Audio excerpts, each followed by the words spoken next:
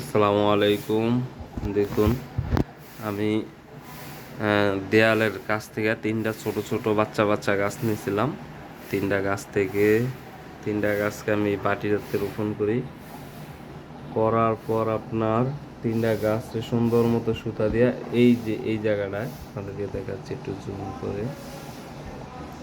এই জায়গাটায় একটি জায়গায় সুতা দিয়ে বেঁধে রাখার প্রায় 1 বছর পরের অবস্থানটা দেখুন।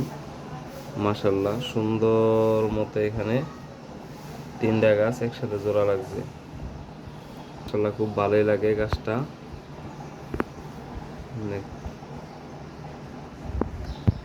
মাশাল্লাহ দেখতে খুবই ভালো লাগে। এখন পাতা দিতেছে তো, নতুন পাতা, কিছুদিন পর অনেক ভালো লাগবে। দেখুন।